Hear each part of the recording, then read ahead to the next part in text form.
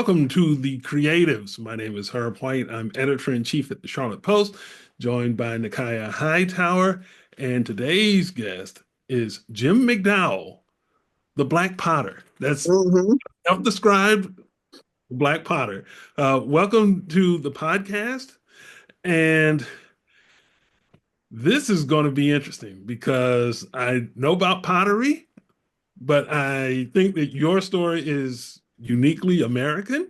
hmm So we're going to get into this and learn some stuff today. And so I'm really excited about this. Um, and when you chose this, did you choose the profession or did the profession choose you? I think it shows me, when you get a certain age, you got a lot of stories. So my story is I was 18 months old in a sandbox playing with a substance that I thought was clay. It had a smell to it, but I liked it ever since. So basically, it chose me. I grew up in Washington, D.C., and the schools were segregated in the sense that the white teachers would come in every so often, and bring clay to us. And I remember, I think I was in the fifth grade. They bought us a softball sized piece of clay and showed us a little bit and let everybody make something. Where everybody was making snakes and stupid stuff, and I was carving a bird on a rock. So everybody said, "Oh, that dude is crazy." And she stopped me before everybody left. She said, "I'm telling all the teachers that you're an artist." And that was the start of it. I always liked the malleability of clay. So clay kind of chose me, and I never got away from it. Never. So, That's a great origin story. 18, yeah, like, okay, so what were you doing at that age? Well, I was in the clay. yeah, I got into clay. Yeah. So, what was the moment that it went from, hobby to professional for you? Well, the journey of learning of clay was really difficult because the schools didn't have the they had pottery, but it was always high level. I really didn't get into pottery until I was in Germany in the army, and I taught at a craft shop, and they had a treadle. They had a pottery wheel there with like a kick wheel, and so nobody knew how to do it. So they said, "Well, you want to learn, you got to go to where the German potters are." So I lived in a little town called Ansbach, and they said, "Well, get on the train and go to Nuremberg." And Nuremberg had the potters, and I went to Nuremberg and I found the shop, and I went in, and they spoke no English, I spoke no German, but I pantomimed getting on the wheel, and they kept saying nine about three times. Finally, the third time, somebody came out the back room with a broom, and I said, "Oh gosh, they're prejudiced." But I heard my father say, "You want to learn it? You'll do what they need." So I swept the studio for 3 Saturdays in a row, and then after that, they started teaching me. But what was really unique was because the language barrier was not a deterrent, because they showed me and I showed them, and we got together. But what they really liked about me was not my work ethic, even though I cleaned up pretty good. They liked the fact that I don't drink or smoke. And in the army, they give you rations. You can buy cigarettes and liquor for real cheap prices. So I remember one day I said, let me treat these guys. I didn't know what they liked. So I bought 3 cartons of cigarettes and 2 bottles of Jim Beam. And when I took that in there, you thought I would be the second coming of Jesus Christ. They just went crazy, you know. So that was the start. And then they started teaching me more detailed things: how to fire the kiln, how to process the clay, how to make things, and also marketing, because they were in a tourist area. So I was there for about a couple of years. So when I left there, I went to back home to Johnstown, Pennsylvania, and I didn't really know how to center the clay and how to do it, because I learned a lot of mechanics. So I went there, and a lady named had a sign making shop, but she had pottery in her basement. She taught people, and she wasn't going to take me on because she had all these younger white women in there, and she was afraid that I would be after them. I said, I'm not interested in them. I want to learn clay. So she took me on, and the summer, it was an 8-week lesson. In 8 weeks, I learned how to center, but I didn't really get the mechanics good. So that summer, everybody was going to Alfred. Now, Alfred University is the mecca of pottery in the United States. And, if you want to know pottery, anything about pottery is at Alfred University, upstate New York. So I looked in Ceramic Monthly magazine, and there was a workshop for David Robinson throwing workshops in a little town called Ware, New Hampshire. So I went there for 1 week, and he taught me so much. I ended up staying 2. And 40 years later, the stuff that David Robinson taught me, I'm still using. So basically, I go around and I learn how to do pottery by being with other people. Now, I got to go back. There was a potter in University of Pennsylvania that I used to take the adult education courses, and his name was David Hovland. His wife was Alfred. His wife was the granddaughter of Alfred Benz, who's the starter of Alfred University. Well, David was a white guy, and he said, Jim, and he was cool. He was a cool white guy. He said, "You're gonna be the only nigger potter there." I said, "What?" He said, "Yeah, the black people don't do this thing." And he didn't know about the history, but he said, "Let me tell you how to get in." He said, "Take shifts no one else wants, bring real wood," because the kids were bringing pieces of plywood. He said, "Bring real wood, do anything they can, and then also bring food."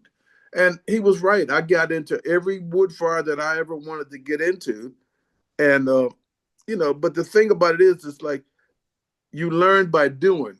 And because I learned how to fire the kiln and would take shifts that no one else wanted. And also, at the time, the girlfriend I had, her father owned a sawmill, and they would have cut-offs of wood that were had splits or something, and they would give you a truckload of wood for $5.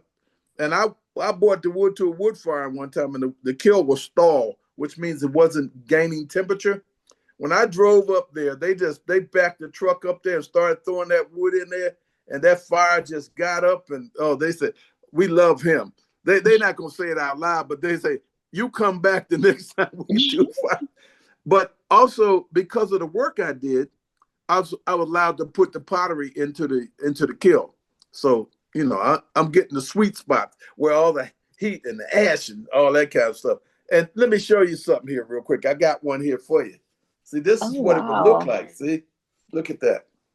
This is called the gate of no return. This is where they were taken into this fort, and they were put on ships and taken out to the boats that would bring them to the Americas. And this is what they this is the last part they saw at home. And so I try to tell the stories of who we are and where we came from. So, and that's my story, and I'm sticking to it too. That's a good story. I ain't Very. changing. But now you obviously have been very successful at this. You started in Germany and you learned from some of the best on the planet. And you're especially, I guess, the thing that makes you famous is face jugs. Yeah, Uh, yeah, and I yeah, had not necessarily even heard of that as a real thing. yeah. Can you explain what face jugs are and where they came from and kind of the backstory to what all of this is? Okay. Well, face jugs are an African art form. They were made because they were always tied into the spiritual things like the trees and the elements and stuff. And so the witch doctor or the village potter would make face jugs and imbue it with the power. So, whatever it was. So now I got to get a backstory here. I was about 13 years old at a family funeral in South Carolina. And my grandfather told me about a slave ancestor of ours, Evangeline, who was 4 times removed, and she made face jugs. And so, what is face jugs? And so they would put the face jugs to celebrate a death or a burial or winning a victory, and it would tie in with the ancestors. So, what happened was they would make these face jugs, and they would put them at the doorpost of the house, or they would give it to you to celebrate things. And so the face jugs became a way of honoring the ancestors or honoring the chief and thing. And when I started doing it, I remember at the college where I met David, there was a white guy making face jugs.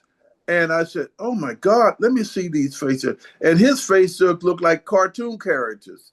So the white folks that started doing face jugs, they their emphasis, or how they started was Toby jugs. The Toby jugs come from England, where they satirize the rich people with big boogers on the nose and warts and gout and all that kind of stuff. And I said, you know what? Face jugs are black. So I'm making mine with black features, big noses and ropey lips and stringy hair and scarification and things. So when I started doing it, I started thinking about the connections, Africa, ancestor worship.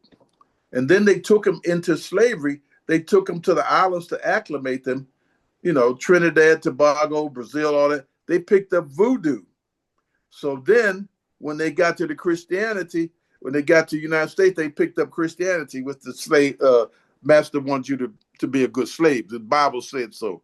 So now they got, here it is, 3 religions amalgamated: ancestor worship in Africa, voodoo in the islands, and Christianity. So this is what they came up with. And when I started doing it to commemorate the struggle, to commemorate and to take the stories that we have that have been obscured, I got one here for you. This is Emmett Till. Emmett Till as a 14-year-old boy, but look on the other side. Look how bad that is. That's what they did to this 14-year-old boy. I think I was, they got the hole where they shot him in the side. I was 12 years old when I saw that Jet article of that boy in the casket. His mother wanted everybody to see it. So I said, when I started making face jugs, I was attacked by the white potters. A lot of them, a friend of mine put it on Ruby Lane. I said, who the heck he think he is? Is he black? What family I didn't come from no family that had a lineage of pottery. So I started making them. And then I found out about Dave, slave potter Dave, Edgefield, South Carolina, was one of the most famous potters. Now his pots go for like millions of dollars, but he was the cash crop. He made the pots, and then also they taught him how to read and write, which was a capital offense. Dave would sign his name and poetry on his pots. And so when I found out about Dave, I said, okay, I got something to write on these pots now. He would write poetry like, I belong to Mr. Miles, where the oven bakes and the pot boils. Give me silver, give me gold. They ain't good for your soul. And things that were happening to him, like he said, one of the poetry said, a couple of said, I wonder where is all my kin and relation, friendship of all of every nation. What they did was they sold his wife and son away and sent him to Texas. That's when they was doing a migration out there to get more land for cotton.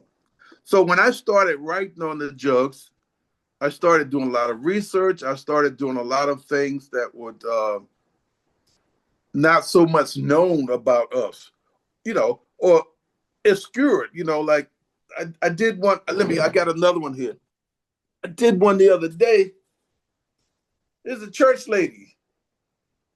Look at it. Look at the beautiful head. The church ladies are the backbone of the movement, man. They fed you. They took care of you. So I have to tell the story, and Yeah. that's what art is. Because I don't care how famous Martin Luther King and all these other guys. Somebody fed them. Somebody nurtured them, and it was the church ladies. So they're important to me. I remember. You if you're black, you've been to the church, and so when them old sisters start that old song, and Yeah. folks get to crying and scarlet, what the heck is going on here? And now I'm the one crying. So I tried to tell the story, as honestly as I possibly can. Now, a couple of years ago, a guy did an article on me. He said, "You can't be the Black Potter no more."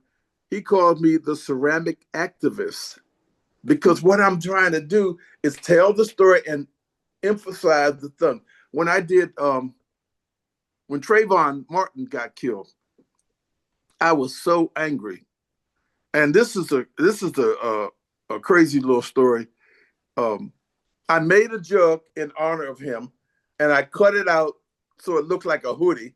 I put strings in it, and on the inside of the jug was the face. And when I made it, it kind of scared me, and I hid it away. And Jan, my wife, came in there and said, what's wrong with this thing? Bring it out. Put the strings in it." When somebody came to the studio, it got taken to New York.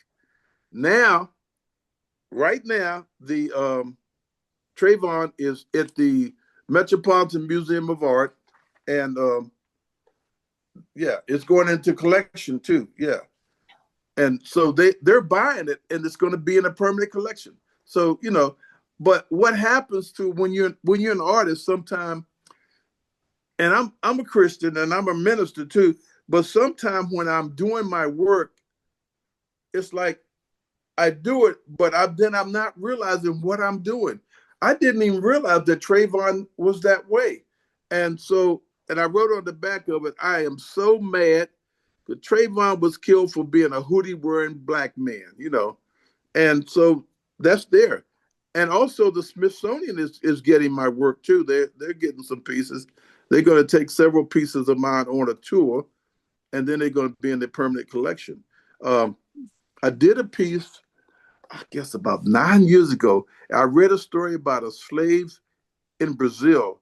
Her name was Anastasia, and they put a mask on her because she wasn't going to let the master have his way with her. So they put her in chains, and so she couldn't sleep and all this kind of stuff. And the people in Brazil have made her a saint because she saved the master's life and other people. And this was not through the church. This was the common people.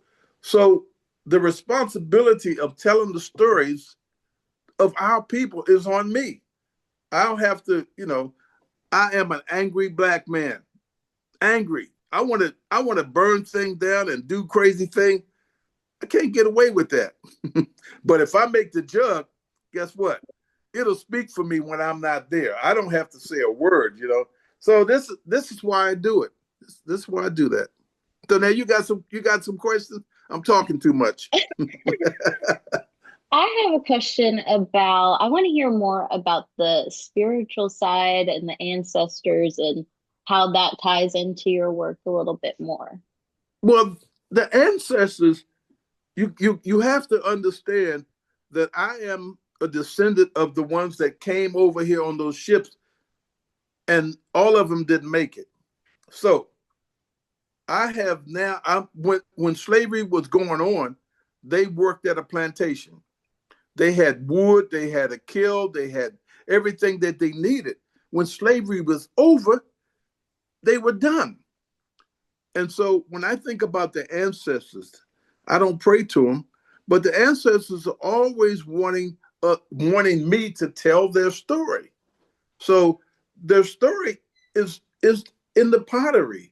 It's in the overcoming. It's in the, you've heard this phrase from our ancestors, you're gonna make something out of nothing. Like we were not allowed to have medicine when we were slaves. But guess what? They learned how to get roots and make medicine. They now had to make poultices on your skin and stuff. So we learned how to eat poke salad. It's grown wild. You learn how to. I'll tell my wife now sometimes when I first met, I'll say, I eat stuff that'll kill a billy goat. But we learn how to do that. Collard greens and all the foods that we can eat that were considered, low class, and you know about pot liquor, right? In the Absolutely. cornbread, the pot liquor. Hmm. Yeah, that's what the slaves were getting fat, man. What is going on with the pot liquor? A little bit of fatback, pot liquor, and a little bit of cornbread. Man, they were getting fat. So so the ancestors always influenced me ideas will come. I'll make a jug, and I learned how to make a good solid jug, 8 to 10, 14 inches tall. I learned how to make a jug, but then I put the nose on, and the nose has to look like our nose, not no Roman nose, flat nose and big nostrils and stuff. And then the ideas will come. Like, I remember I did one jug. It was kind of bulbous, and I had learned about cowrie shells. Cowrie shells were a form of money. Then I put cowrie shells. They would cut the skin and put the cowrie shells underneath the skin. So I made old fat king, and learning the stories of our people, learning the history of the different tribes and different things like that. And so when you're working at it, when I'm working at it, ideas will come. Now, where do those ideas come from? I didn't read that in a book. It came from the ancestors. And they tell me things, and then I research and look it up, like, oh, I got one really good. I read a book, I saw a book called Farming While Black. And the woman in the book was talking about the rice culture. Mm-hmm. Black people knew how to do rice way before the white folks did. And when they were taken into slavery, the woman plaited rice into their hair. So when they come here, they have a way to, make some food. So I started doing the rice carry. I got a couple jugs out here with the rice in their hair. We Black people have always been overcomers. Always find a way to eat. Always find a way to do what they do. They used to, and this is why they were taken in slavery. I think it was in Ghana. That tribes of people knew how to irrigate. They knew how to take a field and make the water come in there, and then the next season they would plant rice. And then after the rice was done, they dry the field off and put the animals in there. The animals would put the waste on it, and they would get 2 crops in 1 year out of one field. And they knew how to do that. So they, the white people came in and took them into slavery. They already knew how to do this. And the rice did not come from Asia. It came from Africa, And so, my job is to dispel all the BS that's out there. They have written us out. They don't want to acknowledge that we knew more than they did, that we are somebody that, and so what's going on with me now is like, I told my wife, I'm scared to heck. These people, my jugs went from nothing to 5 and 6 figures now. I did a jug about 2 years ago of the Tuskegee Airmen, the red tails. Mm-hmm. Man, they came here from the National Museum and bought that thing. I got to go and see the show. It was around the corner in the museum from Picasso. And they said, Picasso would have liked you. So this is one of the wonderful things about being an artist. I'm almost in September I'll be 80. Why in the heck did I live so long? But the one thing I think I had going for myself is I never stopped. I never stopped doing pottery. There were days when I didn't have enough food or didn't have money or whatever, but I always went back to the wheel. Longevity is in my family. But the face jugs have evolved as I understand the stories about us, what they look like, what they feel like. Because the emotional content in the artwork, you can't teach that. It has to be there. It has to come from within. You can go to school and learn the mechanics of how you do this thing, how you fire it, and how you make the clay and all this kind of stuff. But as far as the work itself, it has to come from within. Now, one of the things that is going on with me now is I live in Weaverville, North Carolina. I am a Black potter who has everything that you could possibly need. I have 2 electric kilns. I have a huge gas wood kiln. I have like $20,000 worth of chemicals. I have a slab roller. I have extruder. I have 2 different kinds of wheels in there. And so now what am I doing? Well, I teach a little bit, but I put the word out. Look, we lost everything when slavery ended. I have reclaimed it. Now, come come to my studio and share, because it's a biblical principle: to whom much is given, much is required. And so, I wanted my people first, but I haven't got too many of them. But I tell you what, whoever comes to my shop, I don't charge them nothing, because I have to. This legacy that I have started, I can't end it. My grandson is here. I'm teaching him a little bit about it. I don't know if he plays the trumpet. I don't know if he's ever going to like pottery, because it's messy, dirty, and everything. But it's a lot of fun, and it's interesting in the sense that it's going to outlive me. I mean, think about it. I got pieces going to the Smithsonian and the Metropolitan Museum of Art. It's like, and the guy told me we had a Zoom call on that, and this Zoom stuff is new to me. The guy said, "Your pottery is going to be here forever." And think about it. Pottery is, they dig it in the ground. They can find pottery. It's thousands of years old. So guess what? Mine's going to be here. Mine's going to be here because I'm here now. And it's a lot of fun, and I love sharing it to get it out. And you were talking that pottery face jugs are not really on the national stage, but guess what? Black artists are getting known, and once we get on the stage, I ain't getting off the stage. I'll probably die doing pottery. Yeah. I have a couple of questions for you. Okay. First one, where is Weaverville? Weaverville is about 25 miles south of Asheville. Have you ever heard of Asheville? Oh, absolutely. Okay, yeah. It's a little small town.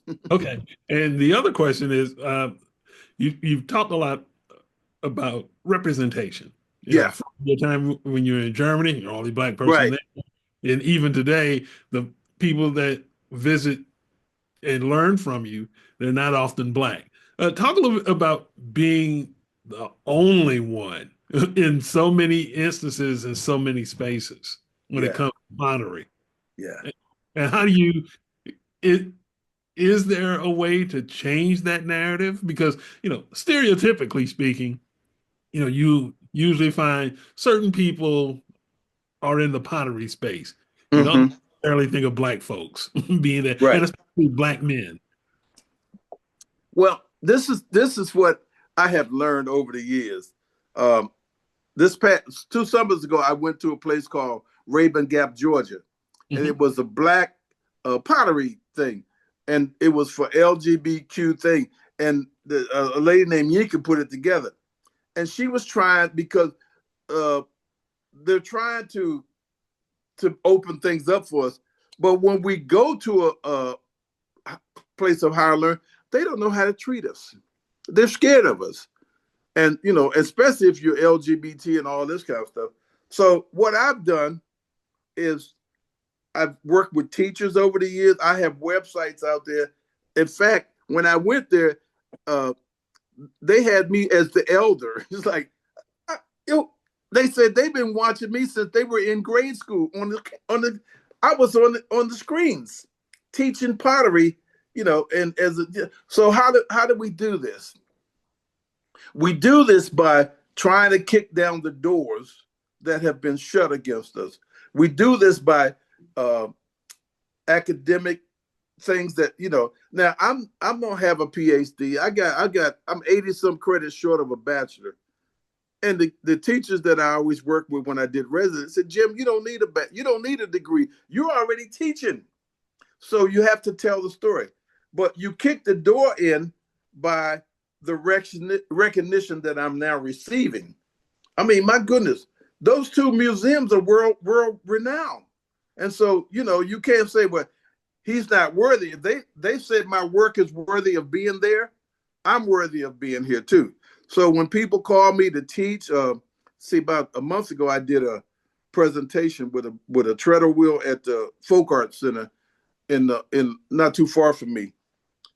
And they had never heard of Dave, Dave the Potter. And so you have to get yourself out there and be in position to tell the story.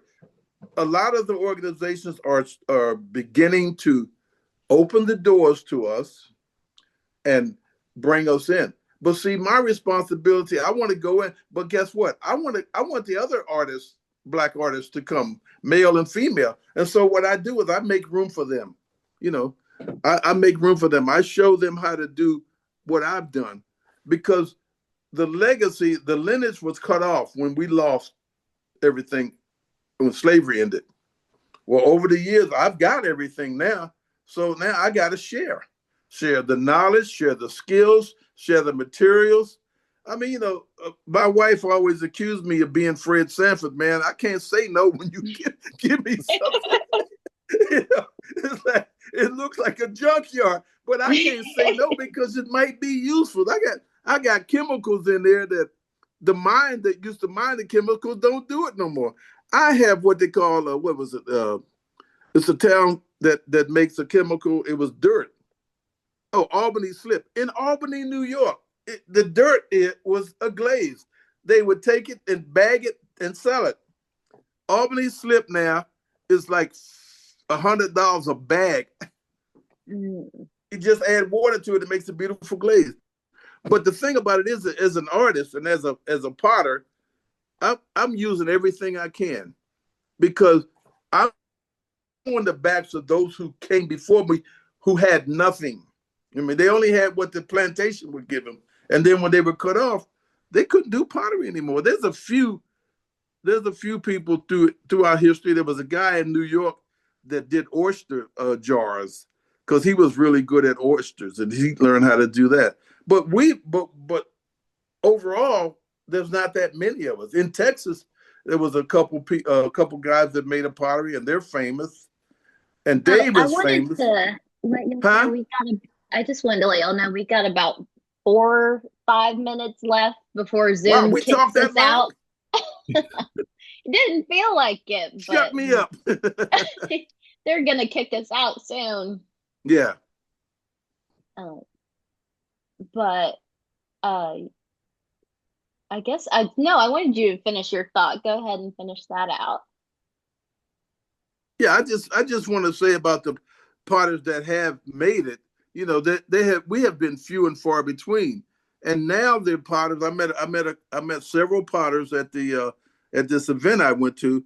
It was called not open door, the cookout, where they were doing the Juneteenth celebration.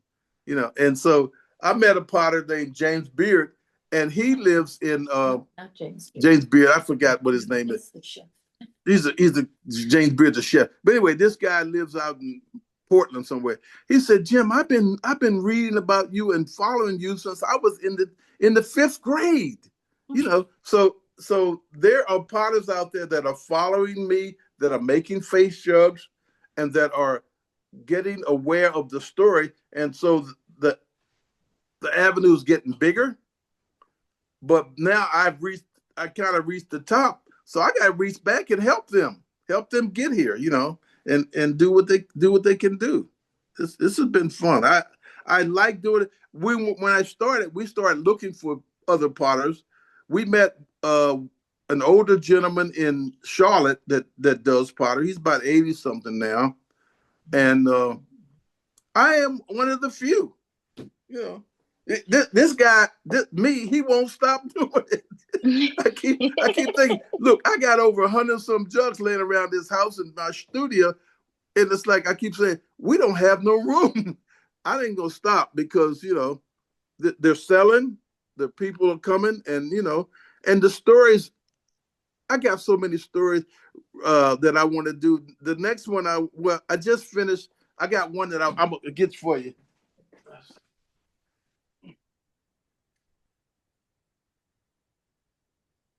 This is Nina Simone. Oh. Yeah, it's Nina Simone. And the back of this jug said, I wish I knew how it would feel to be free. You know? And so we have to celebrate our people who've come before. She was a trailblazer, you know? And so I do that. I mean, you know, you don't have to say, well, who is important? Everyone's important. Now, do I do just Black people? No. Mother Teresa, I made her.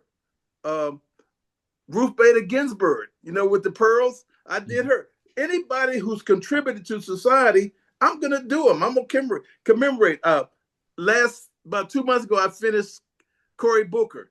You know, why did that Yeah. man held that Senate floor for 25 hours and 5 minutes?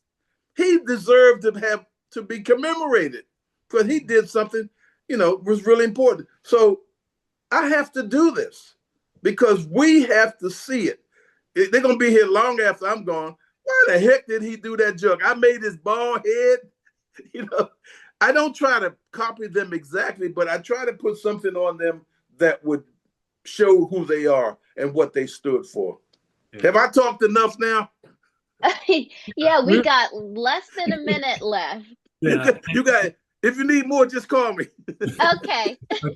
And we do appreciate you taking the time to talk to us today and sharing your incredible story. It's a great lesson to learn and something to be inspired by. So we appreciate you, Jim McDowell. Thank you, sir. My honor. And the Black Potter. Well, you can call me ceramic activist too. Ceramic activist, yes. Right, but we do appreciate you, and for everybody who's listening to the podcast, be sure to go to our website, thecharlottepost.com, and support our work, and become a donor, a subscriber, or sign up for our newsletters.